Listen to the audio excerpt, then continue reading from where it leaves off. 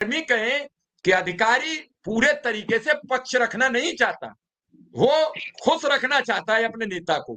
Media ने ऐसा आभामंडल कर दिया कि भाजपा ही सब कुछ है। आज सीटें भाजपा की कम हुई, मीडिया की कम नहीं हुई। आज सीटें नरेंद्र मोदी की कम हुई, मीडिया की नहीं कम हुई, ना अधिकारियों की कम हुई। अभी 1 दर्जन डीएम हटे हैं, आज 1 दर्जन कप्तान हटे हैं। अरे आएंगे, वो हैं तो आईएएस आईपीएस ही। इन्हें हटा दो, उन्हें ले आओ, उन्हें हटा दो, इन्हें ले आओ। भाई टीचर तो है नहीं कि विजय बंधु हेडमास्टर है, वो रामपुर में नहीं, घनश्यामपुर में रहेंगे, सीतापुर नहीं, फला जगह रहेंगे। लेकिन डीएम जो हटा वो विभाग में चला जाएगा, फिर अपनी अप्रोच लगाएगा, आ जाएगा। तो विजय बंधु जी, आखिर इस मीडिया को, जनहित की बात, इस मीडिया को आप एक शिक्षक के नाते पूछ रहा हूं, इस ब्यूरोक्रेट्स को आम जनमानस की खबरें क्यों खराब जनता सरकार तक नहीं पहुंचने देती? एक अच्छे मुख्यमंत्री, एक ईमानदार मुख्यमंत्री जो प्रदेश के विकास के लिए समर्पित हैं, उन्हें क्यों मिसगाइड करते हैं? क्यों वो इस बात से भटक जाते हैं? देखिए, अगर आप मेन मीडिया की बात किए, तो मैं 1 अक्टूबर की रैली में जब मेन मीडिया ने लाखों लाख कर्मचारियों को, देश भर के जो लोग आए थे और कोई किराए पे नहीं लाए गए थे, किसी को किराया नहीं दिया गया था, किसी को भोजन का लालच नहीं दिया गया था। लोग अपने हकों के लिए सड़कों पे आए थे और दिल्ली में इतना बड़ा जाम हुआ। शायद इतिहास में, ट्रेड यूनियन के इतिहास में, भारत नहीं पूरी दुनिया का 16 प्रदर्शन था वो आपने भी देखा था। वहाँ भी मैंने मीडिया के बारे में कहा था कि मीडिया इस देश के सरकार से ज़्यादा मीडिया इस देश के लोकतंत्र को खराब कर रही है, जनता के मुद्दों को खराब कर रही है। ये बात बिल्कुल सही है, अगर मीडिया अपनी सच्चाई दिखाने लगे, मैं नहीं कहता कि जो सरकार अच्छा काम करे उसको अच्छा दिखाइए, जो गलत काम करे उसको गलत दिखाइए।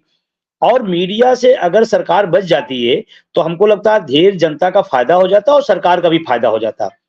और उसी मीडिया के चक्कर में सरकार को लगता है कि सब बिल्कुल फिट है, राइट है, कोई दिक्कत नहीं। अब मैं बात थोड़ा-सा ये कहना चाहता हूँ कि सरकार ने आज फैसला किया, ठीक है।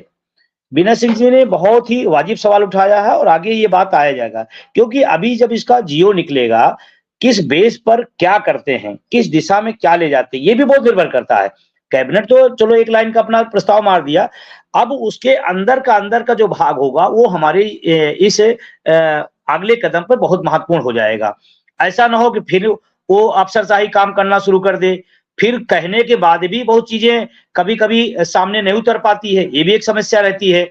तो आने वाले टाइम में थोड़ा-सा वॉच करना पड़ेगा कि क्या हो रहा है, कैसे हो रहा है। दूसरी बात, कुछ भी कोई कहे, लेकिन मैं जानता हूँ कि वोट फॉर ओपीएस की जो अपील कर्मचारियों, शिक्षकों में भी थी, उसकी चोट जो खाई, चोट की वजह से। और राजनेता, मैंने पिछले 10 साल का, 1 दशक का अनुभव मेरा आंदोलन का है, राजनेता किसी चीज़ से नहीं डरता, सिवाय हार से, सिवाय वोट की चोट से। और उसी वोट की चोट का सुखद परिणाम ये है। और ये वोट फॉर ओपीएस क्या हुआ? हम लोग गाँव-गाँव तक ले गए। मिश्रा जी, दिख पा जी, रहा है? दिख पा रहा है? जी, जी, बिल्कुल, बिल्कुल, बिल्कुल। इसमें वोट फॉर एक-एक घर ओपीएस। में एक-एक घर में ले गए। इसमें लिखा हुआ है, आओ चलो मतदान करें, लोकतंत्र का सम्मान करें, मेरा और मेरे परिवार का वोट उसको जो पुरानी पेंशन दे हमको, वोट फॉर ओपीएस। ये लगातार अभियान चलता रहा, घर-घर, एक-एक व्यक्ति तक पहुंचाया गया है और उसका असर रहा। और मैं मानता हूं, लोकतंत्र में ताना, जो बहुमत की सरकारें होती, तानाशाह हो जाती हैं। अल्पतम की सरकार, गठबंधन की सरकार जनता की ज्यादा फायदेमंद होती है, ऐसा मेरा व्यक्तिगत अनुभव है। हर आदमी का अलग अलग हो सकता है, लोकतंत्र है, इसमें कोई बात नहीं, लेकिन मेरा अनुभव है। और शायद उत्तर प्रदेश में जो सीटें कम हुई हैं, हम कहने को कुछ भी कहें, उत्तर प्रदेश में जो सीटें कम हुई है उसकी बदौलत आज ये कैबिनेट का फैसला हमारे पक्ष में आया है। जैसे भी आया है, लेकिन मैं उसके लिए धन्यवाद पहले भी मुख्यमंत्री जी को दिया हूं। और मैं ये बात अपने तमाम एनपीएस साथियों से कहता था, चाहे जो भी हमारा साथी रहा है, सहयोगी रहा है, मैंने सबसे कहा, जो पुरानी पेंशन के दायरे में उनकी बातें छोड़िए, वो इधर-उधर की बातें करेंगे क्योंकि उनका काम बना हुआ है।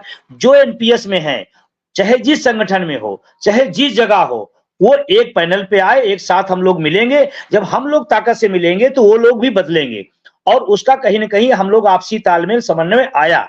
और हम तो चाहते हैं ये समन्वय और आगे बढ़े और तालमेल से चीजें आगे बढ़े, क्योंकि नमस्कार, आप सभी जितने भी शिक्षा मित्र साथी हैं, आप सभी के मानदेय वृद्धि को लेकर, नियमितीकरण को लेकर आप सभी की जो बैठक हुई थी उसको लेकर आप सभी के प्रदेश अध्यक्ष शिव कुमार शुक्ला जी का एक बड़ा बयान आप सभी के लिए आ रहा है जो काफ़ी ज़्यादा महत्वपूर्ण है, इसलिए वीडियो को पूरा ज़रूर देखें और अगर वीडियो अच्छी लगे तो वीडियो को लाइक कर चैनल को सब्सक्राइब कर लें। सरकार को लगता है कि सब बिल्कुल फिट है, राइट है, कोई दिक्कत नहीं। अब मैं बात थोड़ा सा ही कहना चाहता हूं कि सरकार ने आज फैसला किया, ठीक है।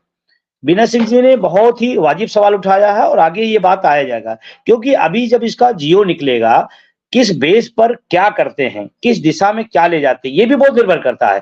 कैबिनेट तो चलो एक लाइन का अपना प्रस्ताव मार दिया, अब उसके अंदर का जो भाग होगा वो हमारे इस अगले कदम पर बहुत महत्वपूर्ण हो जाएगा। ऐसा ना हो कि फिर वो अफसरशाही काम करना शुरू कर दे, फिर कहने के बाद भी बहुत चीजें कभी-कभी सामने नहीं उतर पाती है, ये भी एक समस्या रहती है। तो आने वाले टाइम में थोड़ा-सा वॉच करना पड़ेगा कि क्या हो रहा है, कैसे हो रहा है। दूसरी बात, कुछ भी कोई कहे, लेकिन मैं जानता हूं कि वोट फॉर ओपीएस की जो अपील कर्मचारियों शिक्षकों में भी थी, उसकी चोट जो खाई, चोट की वजह से, और राजनेता मैंने पिछले 10 साल का, एक दशक का अनुभव मेरा आंदोलन का है, राजनेता किसी चीज से नहीं डरता सिवाय हार से, सिवाय बोर्ड की चोट से, और उसी बोर्ड की चोट का सुखद परिणाम है। और ये बोर्ड फॉर ओपीएस क्या हुआ, हम लोग गांव-गांव तक ले गए। मिश्रा जी दिख पा रहा है? दिख पा रहा है? जी जी, बिल्कुल बिल्कुल बिल्कुल। इसमें एक-एक घर में ले गए। इसमें लिखा हुआ है, आओ चलो मतदान करें, लोकतंत्र का सम्मान करें, मेरा और मेरे परिवार का वोट उसको जो पुरानी पेंशन दे हमको, वोट फॉर ओपीएस। ये लगातार अभियान चलता रहा, घर घर एक-एक व्यक्ति तक पहुंचाया गया है और उसका असर रहा। और मैं मानता हूं लोकतंत्र में जो बहुमत की सरकारें होती तानाशाह हो जाती हैं, अल्पतम की सरकार, गठबंधन की सरकार जनता की ज्यादा फायदेमंद होती है, ऐसा मेरा व्यक्तिगत अनुभव है। हर आदमी का अलग अलग हो सकता है, लोकतंत्र है, इसमें कोई बात नहीं, लेकिन मेरा अनुभव।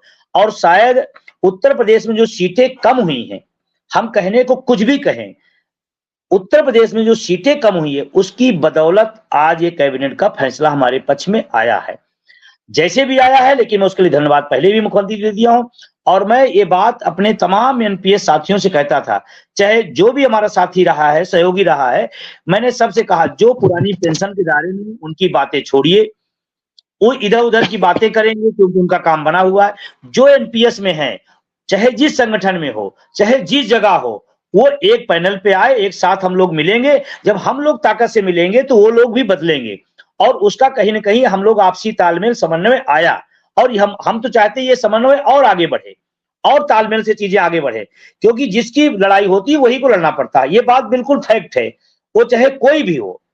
हमारी लड़ाई है, विनय सिंह जी की लड़ाई है, मनोज जी की हो, चाहे XYZ किसी की हो, अगर हमारी लड़ाई है तो हम ही को लड़ना पड़ेगा। साहिल जी हैं, अगर लड़ाई है तो उन्हीं को लड़ना पड़ेगा। और मैं तो अभी भी हमने कहा ना, ये बहुत छोटा से एक कदम है, संघर्ष की एक छोटी सी झलक है जो जीत की तरफ बढ़ी है, लेकिन अभी हमारी आप सबकी बड़ी लड़ाई है और जिसके लिए हम लोग उससे दूनी ताकत से लड़ना पड़ेगा। और मैं आपको एक फार्मूला बता रहा हूं, शायद ये कभी वीडियो अगर सेव रखेंगे तो आपको याद आएगा। मैंने एक बात बोली है, 18वीं लोकसभा की चौखट से ओपीएस का द्वार खुलेगा, 18वीं लोकसभा की चौखट से, ये मैं कह रहा हूं और पूरे होशो हवास में कह रहा हूं। कारण क्या है, अभी महाराष्ट्र और हरियाणा का चुनाव होने जा रहा है। मेरा और मेरी पूरी टीम, किसी के पक्ष और विपक्ष की बात मैं नहीं जानता हूं। और किसी ने कहा कि आप भाजपा का विरोध करते हैं, मैंने बड़ी विनम्रता से कहा हम नहीं करते हैं, भाजपा हमारे मुद्दे की विरोध करती है, भाजपा हमारे मुद्दे का विरोध करती है। और जो हमारे मुद्दे का विरोध करेगा, हम बुद्धिजीवी लोग हैं, इतना तो करते ही। महाराष्ट्र हरियाणा का रिजल्ट आज आप जान लीजिए,